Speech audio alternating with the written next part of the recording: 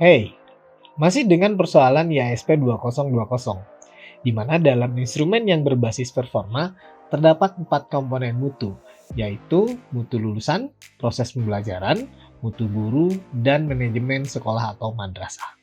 Dan kali ini kita akan bedah instrumen pada komponen mutu lulusan, khususnya pada butir ketiga tentang perilaku tangguh dan tanggung jawab, serta butir keempat tentang terbebas dari perundungan atau bully. Jadi, jangan kemana-mana dan simak terus.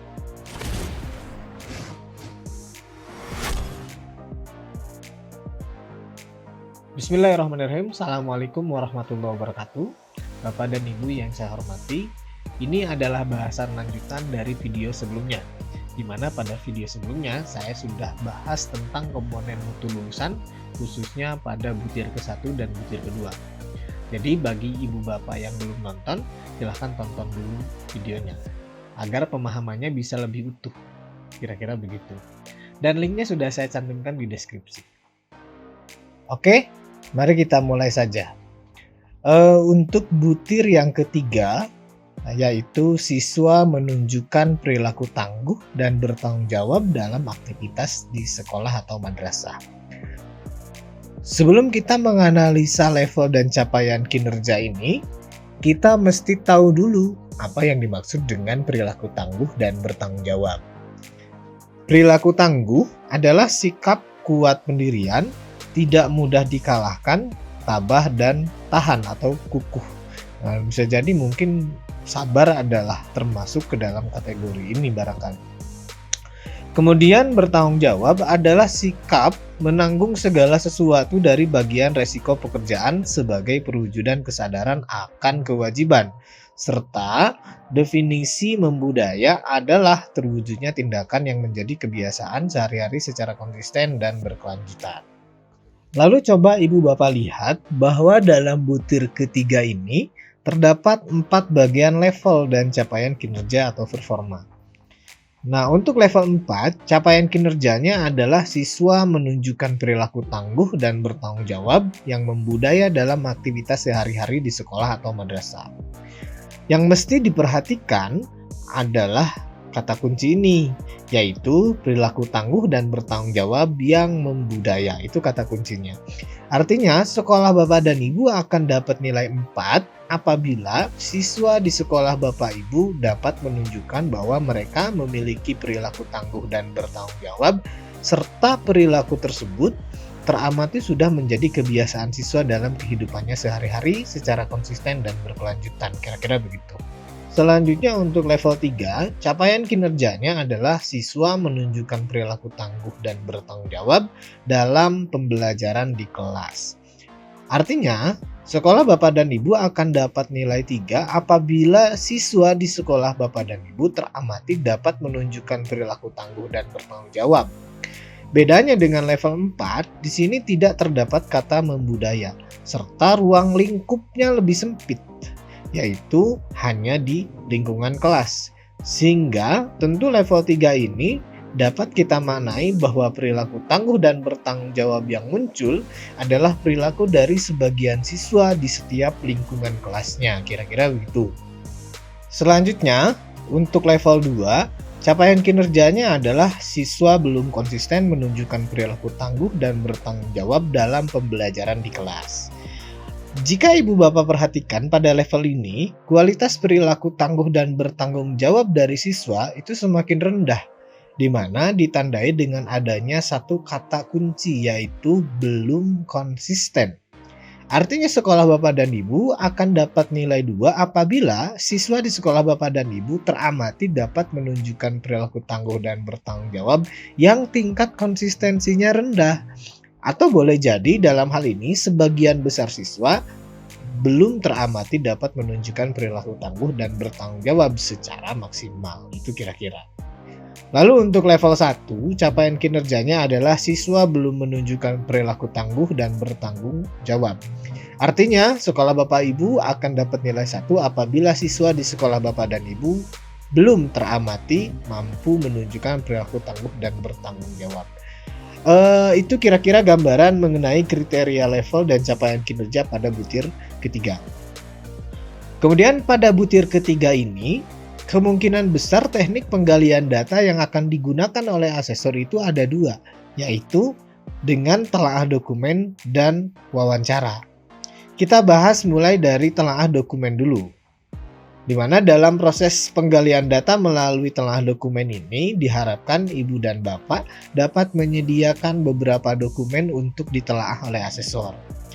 Kemudian, dalam telaah dokumen ini bisa ibu bapak lihat bahwa di dalamnya terdapat dua aspek dan beberapa indikator dari setiap aspek tersebut. Nah, untuk aspek yang pertama yaitu tentang perilaku tangguh, di mana terdapat 3 indikator. Yang pertama adalah pengerjaan tugas selalu tepat waktu, kemudian yang kedua adalah belajar dengan penuh semangat, yang ketiga adalah tidak mudah menyerah atau putus asa.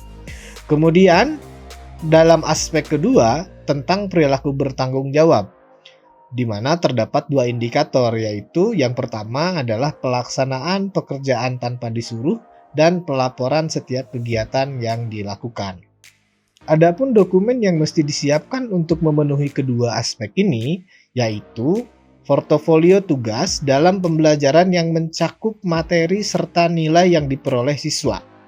Nah, dokumen portofolio ini adalah dokumen yang berisi tentang bukti fisik dan catatan prestasi siswa, seperti hasil ulangan, hasil tugas mandiri, serta hasil praktikum.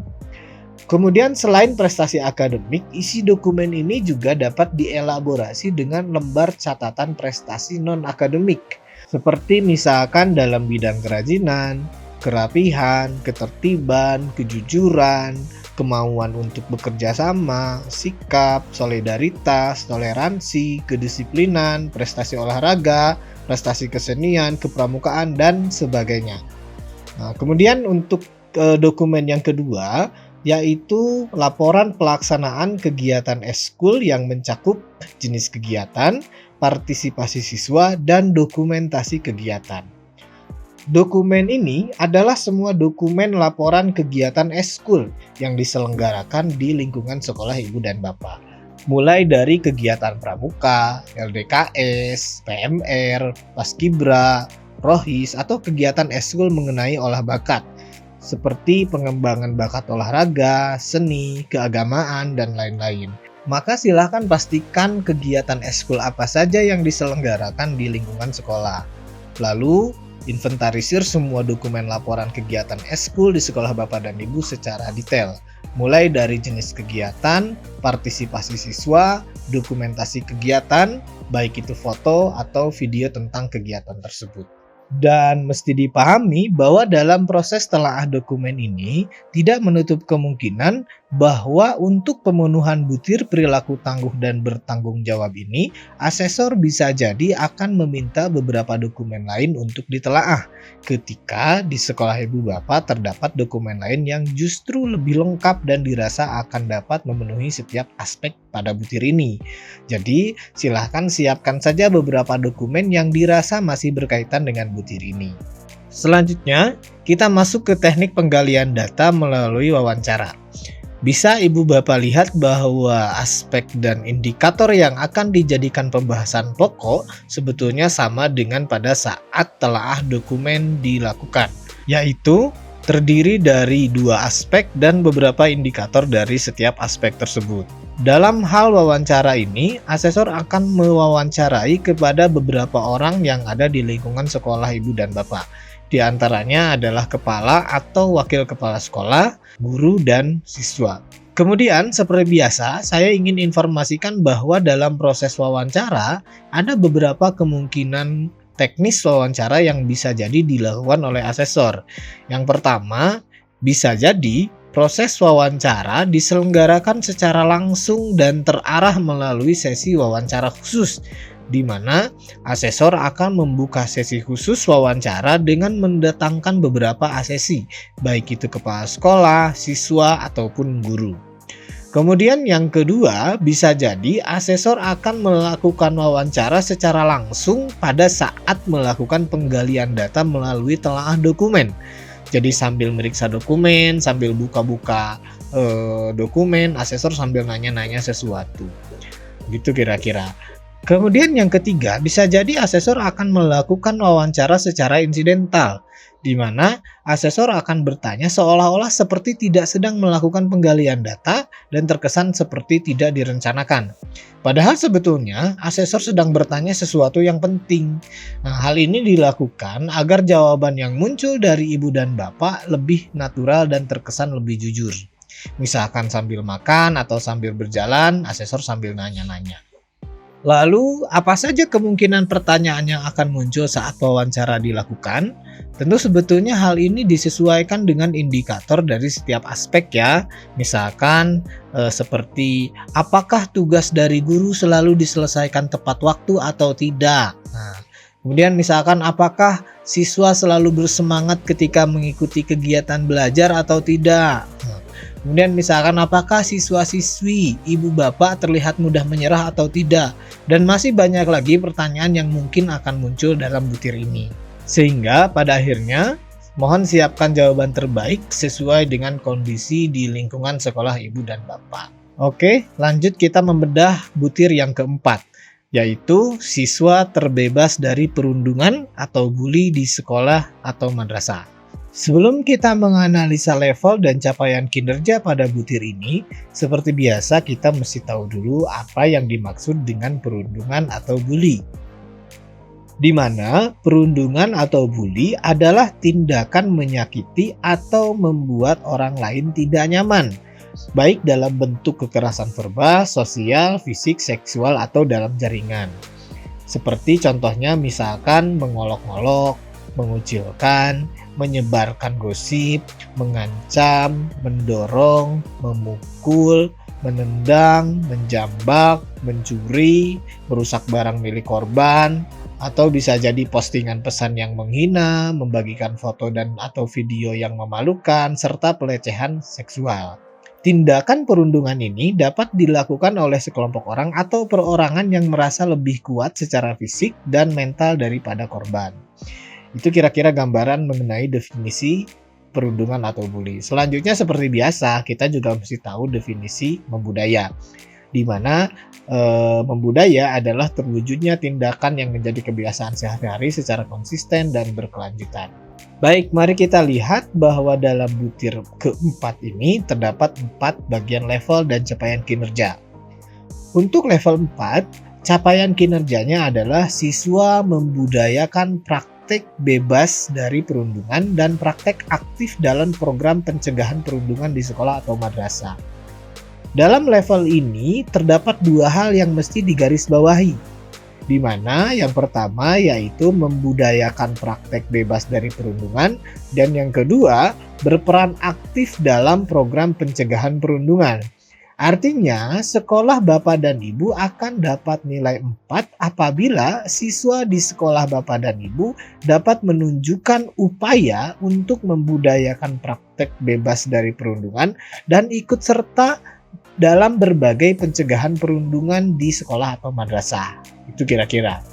Selanjutnya, untuk level 3, capaian kinerjanya adalah siswa bebas dari praktek perundungan di sekolah atau madrasah. Artinya, sekolah bapak dan ibu akan dapat nilai 3 apabila teramati terdapat kondisi di lingkungan sekolah ibu dan bapak, siswa sudah terbebas dari praktek perundungan dalam bentuk apapun. Bedanya dengan level 4 adalah tidak adanya peran aktif siswa dalam program pencegahan dan perundungan. Jadi hanya terbebas dari praktek perundungan saja dan siswa tidak ada peran aktifnya dalam program pencegahan perundungan tersebut. Selanjutnya untuk level 2, capaian kinerjanya adalah siswa melakukan atau mengalami perundungan meskipun sekolah atau madrasah telah melakukan upaya pencegahan. Artinya, sekolah ibu dan bapak akan dapat nilai 2 apabila di satu sisi siswa di sekolah ibu bapak teramati mengalami atau melakukan perundungan. Dan di sisi lain, sekolah atau madrasah ibu bapak telah melakukan berbagai upaya pencegahan perundungan. Itu kira-kira. Lalu level 1, capaian kinerjanya adalah siswa melakukan atau mengalami perundungan dan sekolah belum melakukan upaya pencegahan. Untuk level ini, sekolah Bapak dan Ibu akan dapat nilai 1 apabila siswa di sekolah Bapak dan Ibu teramati mengalami atau melakukan perundungan dan tidak melakukan upaya apapun untuk mencegah adanya perundungan di sekolah atau madrasah. Itu kira-kira penjelasan mengenai kriteria level dan capaian kinerja pada butir keempat. Kemudian dalam penelusuran butir ini, asesor bisa jadi akan menggunakan 3 teknik dalam proses penggalian datanya, mulai dari telah dokumen, penyebaran isian angket, dan wawancara. Uniknya, untuk butir keempat ini, ada proses penyebaran isian angket yang harus diisi oleh beberapa peserta didik. Kita lanjut bedah pembuktian kinerja melalui teknik telaah dokumen terlebih dahulu. Dalam hal ini, terdapat 2 aspek yang dokumennya akan ditelaah oleh asesor. Untuk aspek pertama, yaitu perundungan yang dilakukan atau dialami siswa dapat ditelaah dari praktik perundungan fisik, verba, sosial, seksual, atau dunia maya. Adapun dokumen yang mesti disiapkan adalah berbagai catatan yang mencakup jenis perundungan yang terjadi, bentuk pembinaan yang diberikan, dan jenis sanksi yang diberikan, seperti dokumen buku catatan kasus yang dibuat oleh guru atau wali kelas, atau bisa jadi buku catatan kasus dari guru BK. Tetapi ingat bahwa di dalamnya mesti memuat perundungan yang terjadi, bentuk pembinaan yang diberikan, dan jenis sanksi yang diberikan. Kira-kira begitu. Selanjutnya, kita masuk ke dalam aspek kedua, yaitu pencegahan perundungan, yang dapat ditelaah dari kegiatan pencegahan perundungan fisik, verba, sosial, seksual, atau dunia maya. Ada 2 bentuk dokumen yang mungkin akan diminta, yaitu yang pertama adalah laporan kegiatan pencegahan perundungan yang mencakup agenda, panduan, dan partisipasi siswa. Artinya, aspek ini mengharuskan semua sekolah madrasah setiap tahunnya untuk merencanakan dan melaksanakan berbagai program pencegahan perundungan. Lalu setelah itu dibuatkan laporan kegiatannya. Karena dokumen laporan kegiatan pencegahan perundungan ini menjadi salah satu dokumen yang digunakan untuk memenuhi aspek ini, kira-kira begitu. Kemudian selanjutnya, sekolah ibu bapak harus juga memiliki berbagai dokumen media afirmasi, baik dalam bentuk poster, banner, spanduk, dan leaflet tentang perundungan itu sendiri. Lalu semua media afirmasi tersebut ditempel atau dipasang serta disosialisasikan di lingkungan sekolah sebagai salah satu upaya sekolah atau madrasah untuk melakukan pencegahan perundungan. Selanjutnya, kita masuk ke teknik penggalian data melalui penyebaran isian angket untuk siswa. Dalam hal ini, yang diharuskan mengisi angket adalah perwakilan siswa per tingkat yang akan dipilih secara acak. Untuk pelaksanaannya bisa jadi bervariasi sesuai dengan kondisi sekolah. Untuk sekolah dengan akses internet yang baik, maka angket ini sebetulnya dapat langsung diisi secara online oleh siswa. Lalu, untuk sekolah dengan akses internet yang kurang memadai, maka asesor bisa jadi akan meminta siswa untuk mengisi angket secara manual. Adapun pertanyaan-pertanyaan yang termuat dalam angket tersebut ada 8 pertanyaan dan memiliki 2 kemungkinan jawaban, yaitu iya dan tidak. Kemudian secara rinci pertanyaannya adalah ini. Yang pertama adalah apakah kamu pernah mendapat penjelasan tentang bully seperti mengejek, menghina, memalak, atau pelecehan seksual dari sekolah atau madrasah? Kemudian yang kedua, pernahkah kamu dilatih atau diberitahu bagaimana cara menghindari bully? Kemudian yang ketiga, pernahkah kamu dibully di sekolah? Yang keempat, pernahkah kamu membuli seseorang di sekolahmu? Selanjutnya yang kelima, pernahkah kamu dibully melalui media sosial seperti FB, Twitter, Instagram, TikTok, dan lain-lain? Kemudian yang keenam, pernahkah kamu membuli melalui media sosial seperti FB, Twitter, Instagram, TikTok, dan lain-lain? Selanjutnya yang ketujuh, kalau kamu menyaksikan temanmu mengalami tindakan bully, apakah kamu berani menolongnya? Dan yang terakhir, kalau kamu dibully, misalkan diejek, dilecehkan, dipaksa memberi uang, atau disakiti, apa yang akan kamu lakukan? Nah, itu kira-kira gambaran mengenai teknis pengisian angket oleh siswa. Ada baiknya sekolah mempersiapkan diri untuk melakukan pengisian angket ini. Selanjutnya, kita masuk ke teknik penggalian data melalui wawancara. Bisa Ibu Bapak lihat bahwa terdapat 3 aspek dan beberapa indikator yang akan dijadikan pembahasan pokok. Dalam hal wawancara ini, asesor akan mewawancarai kepada beberapa orang guru, orang tua, dan kepala sekolah atau wakil kepala sekolah. Adapun kemungkinan pertanyaan yang akan muncul pada aspek pertama adalah tentang pencegahan perundungan di sekolah atau madrasah. Misalnya, apa saja upaya yang dilakukan sekolah untuk melakukan pencegahan perundungan, kemudian misalnya berapa kali dalam setahun upaya itu dilakukan. Selanjutnya, bagaimana partisipasi siswa dalam kegiatan pencegahan perundungan tersebut. Lalu, bagaimana dampak yang dihasilkan setelah diselenggarakannya kegiatan pencegahan perundungan. Nah, itu kira-kira. Kemudian untuk aspek kedua adalah tentang jenis perundungan yang dilakukan atau dialami oleh siswa. Dan kemungkinan pertanyaan yang akan muncul misalnya, pernahkah terjadi perundungan di sekolah? Lalu, apa saja kasus perundungan yang dialami atau dilakukan oleh siswa? Kemudian, pernahkah ada perundungan fisik, atau mental, atau sosial, atau seksual, atau di dunia maya? Lalu yang terakhir untuk aspek ketiga, yaitu tentang penanganan perundungan di sekolah atau madrasah. Dan kemungkinan pertanyaan yang akan muncul misalnya, kalau pernah terjadi kasus perundungan, pembinaan seperti apa yang kemudian dilakukan oleh pihak sekolah? Lalu, bagi pelaku perundungan, sanksi seperti apa yang kemudian diberikan oleh pihak sekolah?